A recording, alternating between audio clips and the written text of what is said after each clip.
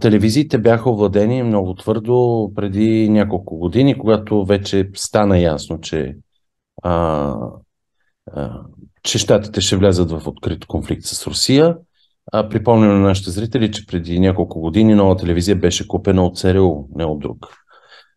И национални телеком, Виваком. Зад Сърбина Шолич или Шолак, мисля, че се казваше, стои консорциум, в който влиза бившия шеф на ЦРУ Дейвид Петреас. Ние сме писали много подробно историята и на този консорциум, и на продажбата на нова телевизия Viva.com. Така че за BTV няма какво да говоря. Тя се започна като американска телевизия, но въпреки, че след това мина в други ръце, там агентите за влияние си останаха същите. И виждате, че в големите медии няма по никакъв начин вече начин да се пробие с другата гледна точка за войната в Украйна. Което не е така в самата Америка. В Съединените щати има много по-голяма свобода на словото. Това е въпрос не само на социален престиж, но най-вече на прилепване към силните на деня. Много добре знаят, че силните на деня са Съединените щати, Сорос и прочие. Владеят всички медии, но казват, че има руска пропаганда. Къде виждате вие руска пропаганда в официалните медии? Няма такова нещо. Тези хора са овладели почти всичко, а всъщност са много малко на брой. Като процент от населението и въобще като представителност. Но се подкрепят от Американското посолство и от мрежата, с която е наляла стотици милиони долари в България в последните години. Така че в една част от тях става дума за глупост, в друга част си има съвсем добър пресметнат изчислен бизнес. Всъщност, ако не са тези НПО-та, тези хора няма да имат работа. Те се прокламират за десни, всъщност са дълбоко леви, защото са на чужда издръжка цял живот. Нито един няма успешен бизнес сам. Да е правил, доколкото знам почти всички така наречени интелектуалци. Кавички. Да. За да се измества фокуса на вниманието, кои са най-големите фокуси на вниманието и изместване, които наблюдавате в момента от мейнстрим медиите? Ама всички важни новини ги няма. Вие виждате, че се започва с това, кой кого пребил. Първа, втора, трета, четвърта, 20 минути е само криминална хроника на дребни битови престъпления, които са се случвали откакто Каин е убил Авел. Винаги има такива новини. Това не е новина. С този случай, с това момиче Дебора, се занимаваме един месец, той е станал преди месец и половина. И пак не стана ясно какво се е случило. Нали? Казаха ни, че имало някакви нощчета, някакви неща, някакво домашно насилие, а историята е съвсем различна. Нищо не ни казаха. Ние всъщност нищо не знаем за този случай.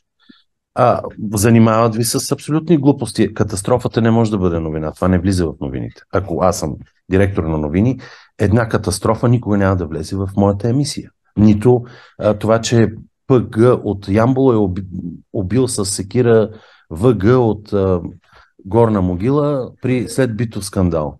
Така ги отразявахме, аз съм го казал много пъти, наистина, в новините в 12+3 в Хоризонт при 25 години, когато работих там.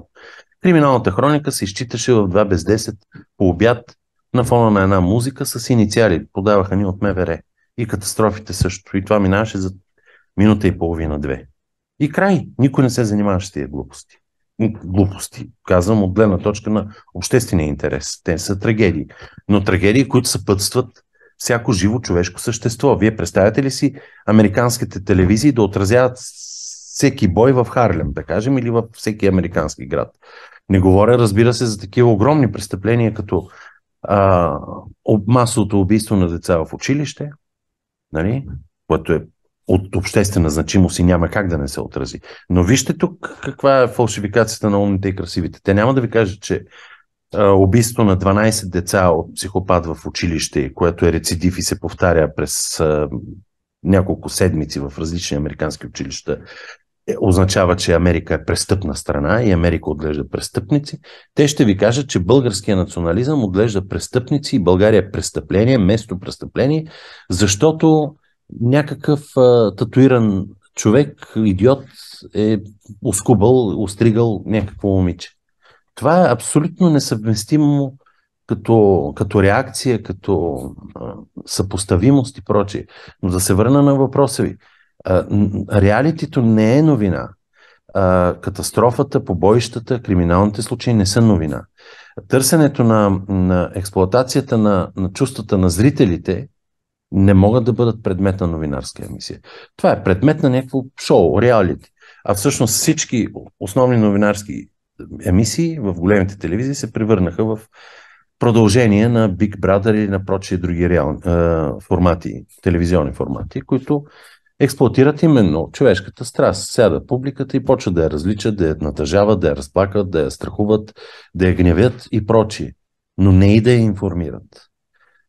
Всички телевизии от самото начало на войната в Украйна преподават абсолютна фалшива картина за войната в Украйна. Не знам какво ще правят, когато това приключи. Макар че знам, помня как се обърна на националната телевизия за една нощ през 89-та година, когато Тодор Живков пада. И как всички бивши кадесари и шестаци станаха седесари, разбира се, и журналисти на свободното слово. Но това е абсолютно така. Няма как телевизиите да ви показват бедствия и аварии като нещо извънредно.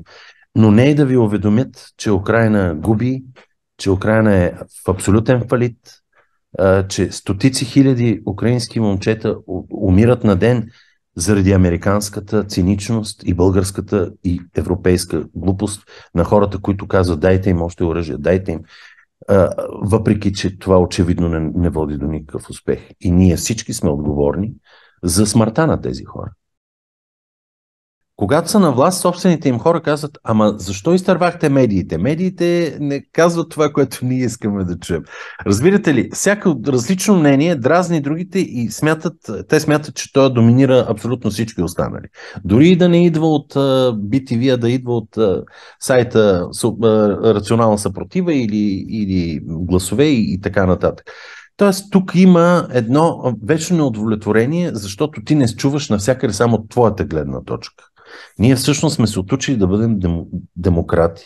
За това, за което всъщност излязохме на площадите през 90-та година.